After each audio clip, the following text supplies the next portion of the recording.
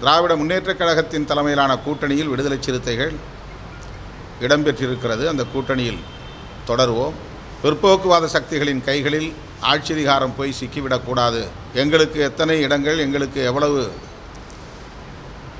மரியாதை என்பதையெல்லாம் கூட முன்னிறுத்தாமல் நாட்டின் நலன், மக்கள் நலன், சனாதன சக்தியிடமிருந்து இந்த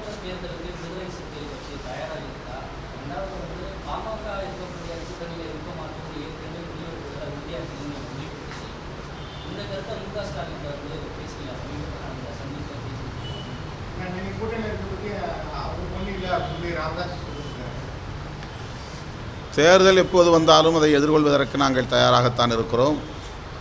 நாங்கள் வளர்கிற கட்சி, பெரிய அளவிலே நாங்கள் ஏற்பாடுகளை செய்ய வேண்டும் என்கிற நிலை இல்லை. ஏற்கனவே உள்ள கட்டமைப்பு வசதிகளை அடிப்படையாக கொண்டு தேர்தலை எதிர்கொள்வோம். திராவிட முன்னேற்றக் கழகத்தின் தலைமையிலான கூட்டணியில் விடுதலை சிறுத்தைகள் இடம்பெற்றிருக்கிறது. அந்த கூட்டணியில் தொடருவோம். எங்களிடத்தில் எந்த ஊசலாட்டமும் இல்லை, தடுமாற்றமும் இல்லை,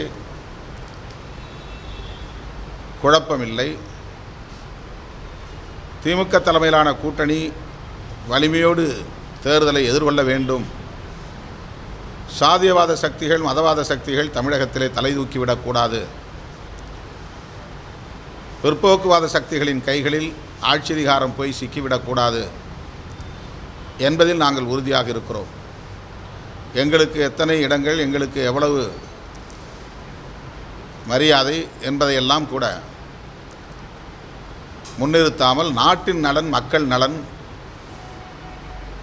சனாதன சக்தியிடமிருந்து இந்த தேசத்தை பாதுகாப்பது என்கிற அடிப்படையிலே தேர்தல் உறவையும் நாங்கள் அணுகுகிறோம். ஆகவே திமுக தலைமையிலான கூட்டணியால் தான் பிஜேபியை இங்கே காலூன்ற விடாமல் தடுக்க முடியும். திமுக தலைமையிலான கூட்டணியால் தான் சனாதன சக்திகளின் சதிகளை முறியடிக்க முடியும் என்று நாங்கள் திடமாக நம்புகிறோம்.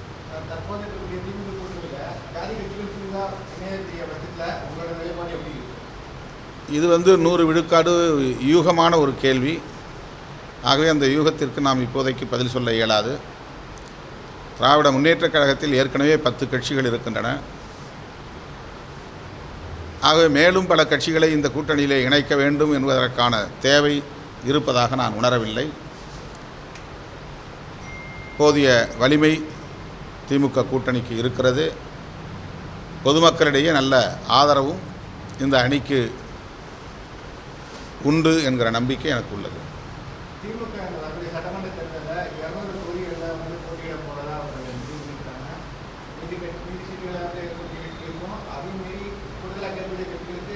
அதான் இந்த கேள்வியும் ஒரு யூகமான கேள்விதான். அது ஊடகங்களிலே பரப்பப்படுகிற யூகமான தகவல்கள், அதிகாரப்பூர்வமான தகவல்களின் அடிப்படையில் கேள்வியை எழுப்ப வேண்டும்.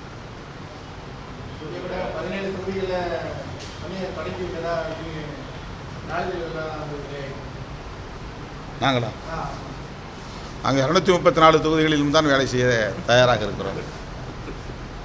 ஏன்னா எல்லா தொகுதிகளிலும் எங்கள் கூட்டணி கட்சியில் போட்டியிடுகிற எல்லா தொகுதிகளும் எங்களுக்கான தொகுதிகள் தான்.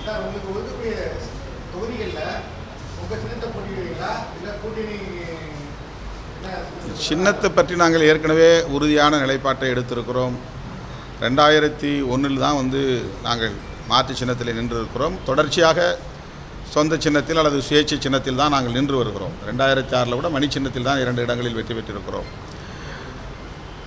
கடந்த நாடாளுமன்ற தேர்தலில் ஒரு தேர்தல் உத்தியாக ஒரு ஸ்ட்ராட்டஜிக்கல் வியூ என்கிற அடிப்படையிலே நாங்கள் விழுப்புரத்திலே ஒரு மாற்று நிலைப்பாட்டை எடுத்தோம். எதிர்வருகிற தேர்தல்களிலும் நாங்கள் சொந்த சுயேட்சையான சின்னத்தில் தான் போட்டியிடுவோம். அதில் இது ரொம்ப ப்ரீமெச்சூர்டு கொஷின். இன்னும் தேர்தலுக்கு 8 மாதம் இருக்குது. இல்லை, தேர்தலில் 8 மாதம் இருக்குது. எங்களுடைய நிலைப்பாடு இது. இல்லை அது 8 மாதம் இருக்குது. இதெல்லாம் ரொம்ப கூட்டணிக்கு பின்னால், தொகுதி பங்கீடுக்கு பின்னால் கேட்க வேண்டிய கேள்வி.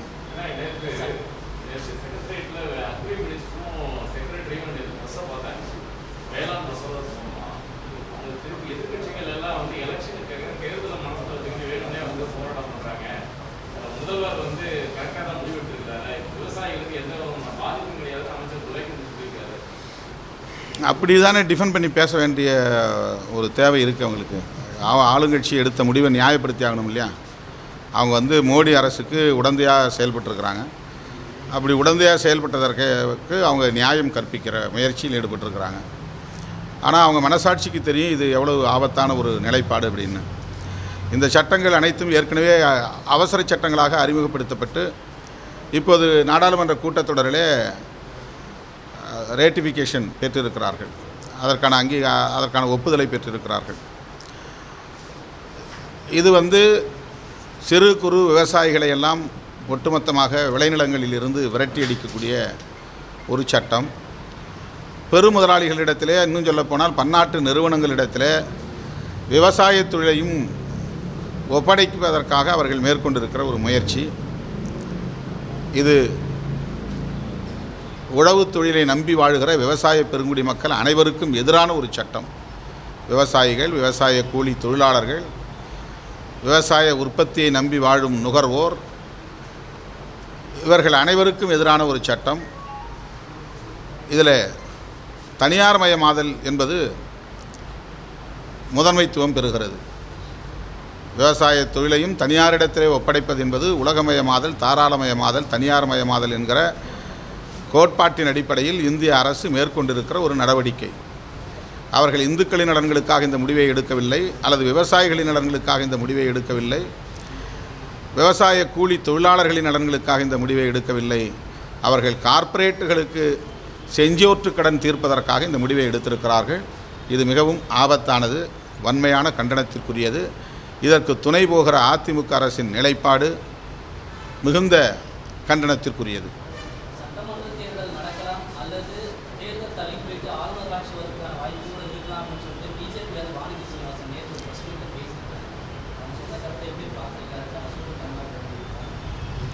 பிஜேபியில் நிறைய குறி சொல்லுகிறவர்கள் இருக்கிறார்கள், அவ்வப்போது குறி சொல்வார்கள். அதில் எங்களுக்கு நம்பிக்கை இல்லை.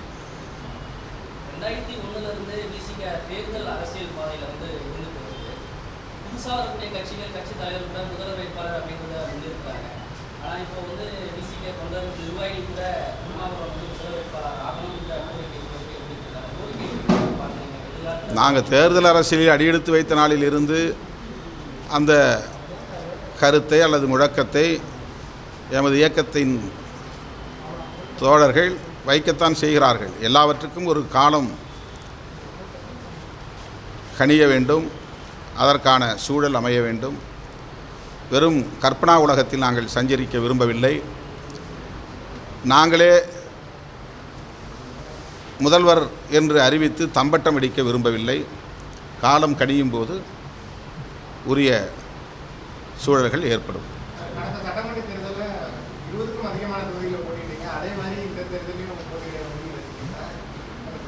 அதெல்லாம் எலெக்ஷன் அறிவிக்கிட்டோம். தேர்தல் தேதி அறிவிச்ச பிறகு செப்டம்பர் 26 தமிழீழ விடுதலை களத்தில் அகிம்சை வழியில் ஒரு அறப்போரை தொடங்கி தன்னுடைய உயிரை மாய்த்து கொண்ட போராளி திலீபனின் நினைவு நாள். சிங்கள பேரினவாதிகளுக்கு எதிராக ஆயுதம் ஏந்திய தமிழீழ விடுதலை புலிகள் இந்திய அரசுக்கு வேண்டுகோள் விடுக்கும் வகையில், இந்திய அரசுக்கு தமது கண்டனத்தை தெரிவிக்கும் வகையில் மேதகு பிரபாகரன் அவர்களின் வழிகாட்டுதலின்படி உண்ணாநிலை அறப்போராட்டத்தை மேற்கொண்டு ஏறத்தாழ 21 நாட்கள் ஒரு சொட்டு நீர் கூட அருந்தாமல் தன்னை வருத்தி கொண்டு தன் உயிரை கொடையளித்த ஒரு போராளி கேர்னல் திலீபன். அப்போது இந்திய அரசு ஈழத்தமிழர்களுக்காக சிங்கள பேரினவாதிகளோடு பேச்சுவார்த்தை நடத்தி கொண்டிருந்த காலம்.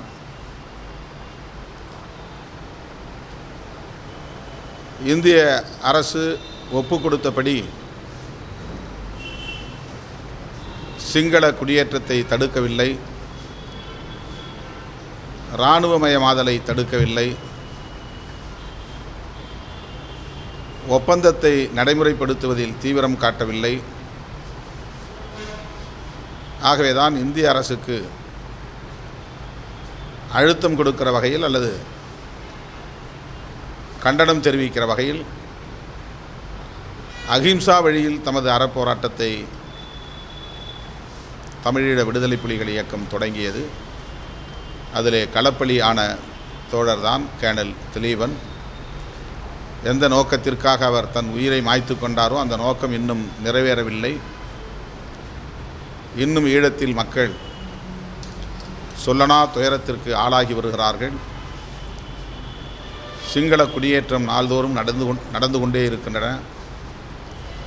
தமிழர்களின் வழிபாட்டு தலங்கள் தகர்க்கப்பட்டு சிங்களவர்களின் வழிபாட்டு தலங்கள் அங்கே நிறுவப்படுகின்றன. இராணுவம் அங்கே திரும்பப் பெறப்படவில்லை. இன்னும் தமிழர்களின் தாயகத்தில் ஆக்கிரமித்துள்ளது. உலகெங்கும் வாழுகிற ஒட்டுமொத்த தமிழ்ச் சமூகமும் ஒருங்கிணைந்து செயல்படுவதன் மூலம் மட்டுமே இந்த கொடுமைகளிலிருந்து, துயரங்களிலிருந்து தமிழ் இனம் மீள முடியும். கேர்னல் திலீபனின் நினைவு நாளில் தமிழ்ச் சமூகத்தின் ஒற்றுமையை வென்றெடுப்பதற்கு அனைத்து ஜனநாயக சக்திகளும் உறுதியேற்போம்.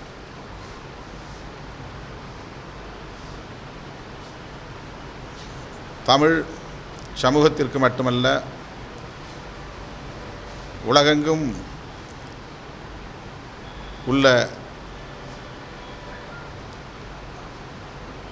மனிதகுலம் யாவரும் நேசிக்கிற ஒரு மகத்தான ஆளுமை எஸ்பி பாலசுப்ரமணியம். அனைத்து வரம்புகளையும் கடந்து அனைத்து தரப்பினரையும் கவர்ந்த ஒரு பேராளுமை. தமிழ் மொழிக்கு பெருமை சேர்த்தவர், மகுடம் சூட்டியவர். அவருடைய இழப்பு எக்காலத்திலும் எவராலும் ஈடு செய்ய முடியாது என்கிற அளவுக்கான ஒரு பேரிழப்பாகும். எப்படியும் மீண்டு வந்து விடுவார் என்று யாவரும் எதிர்பார்த்து காத்திருந்தோம். ஏமாற்றமே மிஞ்சி இருக்கிறது. 51 நாட்கள் மருத்துவமனையிலே உயிருக்கு போராடி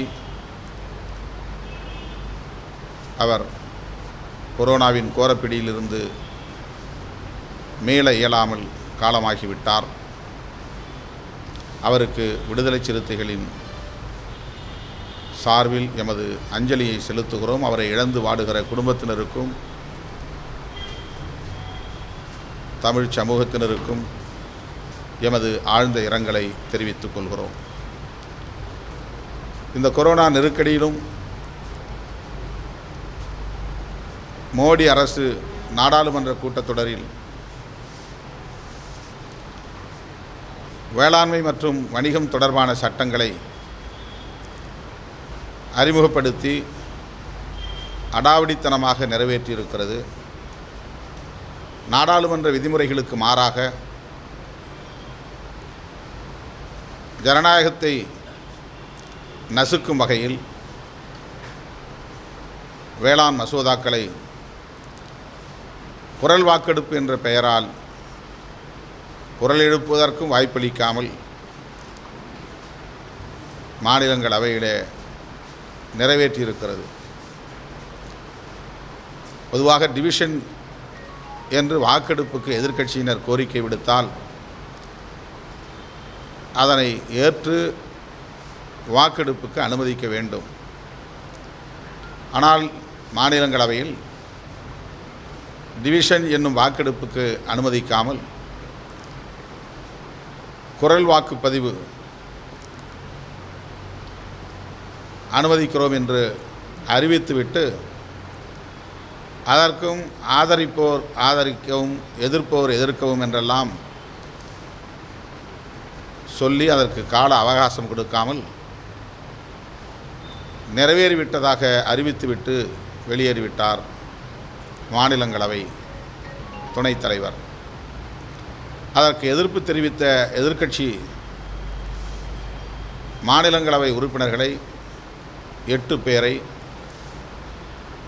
இடைநீக்கம் செய்திருக்கிறார்கள். சொல்லப்போனால் குடியரசுத் தலைவர் மோடி அரசை டிஸ்மிஸ் செய்ய வேண்டும். அந்த அளவுக்கு அனைத்து வரம்புகளையும் மீறி விதிமுறைகளையும் மீறி அரசமைப்பு சட்டத்திற்கு ஜனநாயகத்திற்கு எதிராக இந்த சட்டங்களை மசோதாக்களை நிறைவேற்றியிருக்கிறார்கள். மோடி அரசின் இந்த ஜனநாயக விரோத போக்கை விடுதலை சிறுத்தைகள் கட்சி வன்மையாக கண்டிக்கிறது. இடைநீக்கம் செய்யப்பட்டிருக்கிற 8 நாடாளுமன்ற மாநிலங்களவை உறுப்பினர்களுக்கு எதிரான நடவடிக்கையை கைவிட வேண்டும் என்று விடுதலை சிறுத்தைகள் கட்சியின் சார்பில் வலியுறுத்துகிறோம். முறைப்படி இந்த சட்டங்களை நிறைவேற்றவில்லை என்பதை கண்டிக்கிற வகையிலும் இந்த சட்டங்கள் முற்றிலும் விவசாய குடிகளுக்கு எதிரானது, எனவே இதை திரும்பப் பெற வேண்டும் என்று வலியுறுத்துகிற வகையிலும் கடந்த 25ஆம் தேதி தேசம் தழுவிய அளவில் விவசாய அமைப்புகள் போராட்டத்தில் குதித்தன. அந்த போராட்டத்தை விடுதலை சிறுத்தைகள் உள்ளிட்ட திமுக தலைமையிலான தோழமை கட்சிகள் ஆதரித்தோம். நேற்று நடைபெற்ற அந்த போராட்டத்தை அத்துடன் வருகிற 28ஆம் தேதி தமிழ்நாடு முழுவதும் சென்னை மாவட்ட தலைநகரங்கள், ஒன்றிய நகர தலைநகரங்களில் கண்டன ஆர்ப்பாட்டத்தை நடத்துவதென தீர்மானித்திருக்கிறோம். 100 பேருக்கு மிகாமல் சமூக இடைவெளி விட்டு தமிழகம் தழுவிய அளவில் திமுக தலைமையிலான தோழமை கட்சிகள் அனைத்தும் இந்த ஆர்ப்பாட்டத்தில் பங்கேற்கிறோம். ஜனநாயக சக்திகள் இதற்கு பேராதரவு வழங்க வேண்டும், வெகுமக்களிடையே இதை கொண்டு போய் சேர்ப்பதற்கு ஒத்துழைக்க வேண்டும் என்று கேட்டுக்கொள்கிறோம். இலங்கை புதிய அரசாங்கம் அமைந்த பிறகு தொடர்ந்து பிரச்சனைகள் அதிகமாகி வருது. தமிழ் மொழிக்கு மற்றும் தமிழர்கள் வசிக்கின்ற பகுதிகளிலும் அந்த பிரச்சனைகள் அதிகமாகி வருது. தமிழக அரசியல்வாதிகள் குரல் கொடுக்க வேண்டும் கேட்பார். ஆனால் நடந்து முடிந்த திமுக பொதுக்குழுவில் அது தொடர்பான இந்த தீர்மானம் நிறைவேற்றப்படவில்லை. தமிழக அமைச்சர் முதலமைச்சர் தரப்பிலிருந்தும் அங்கு நடைபெற்ற இந்த தேர்தல் அது தொடர்பான பின்விளைவுகள் தொடர்பான எந்த விதமான ஒரு வலியுறுத்தல்களும் வைக்கப்படவில்லை. இலங்கை தமிழர்களை தமிழ் கட்சிகள் மறந்துவிட்ட ஒரு சூழ்நிலை ஏற்படுத்தி நினைக்கிறீங்க? அப்படி சொல்ல முடியாது. உரிய நேரத்தில் தமிழ்நாட்டில் உள்ள அனைத்து கட்சியினரும், கட்சி சார்பற்ற அமைப்புகளை சார்ந்தோரும் ஈழத் தமிழர்களுக்காக அவ்வப்போது போராடியிருக்கிறோம், குரல் கொடுத்திருக்கிறோம். அதுபோல தேவை எழும் நிலையில் அனைத்து கட்சியினருமே அவரவர் வலிமைக்கு ஏற்ப ஈழத்தமிழர்களுக்கு நீதி வேண்டும் என்கிற கோரிக்கையை முன்வைப்போம், உயர்த்தி பிடிப்போம். அதை யாரும் மறந்துவிடவில்லை, அதிலிருந்து பின்வாங்கவும் இல்லை.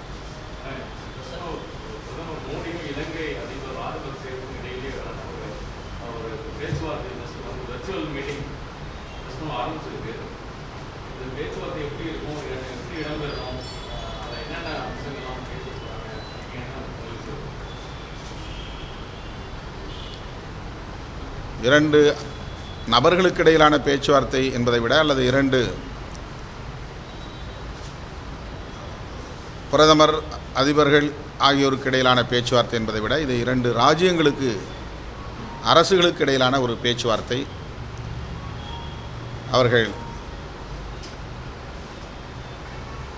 இந்திய, இலங்கை ஆகிய இரு தேசங்களுக்கு இடையிலான உறவுகளை மையமாக வைத்துதான் பேச வாய்ப்பு இருக்கிறது. அந்த அடிப்படையிலே பார்க்கிற போது இந்தியாவின் வெளிவிவகார கொள்கை என்பது இலங்கை அரசோடு ஒரு நல்லுறவை, நல்லிணக்கமான உறவை பேண வேண்டும் என்பதில் குறியாக இருக்கிறது.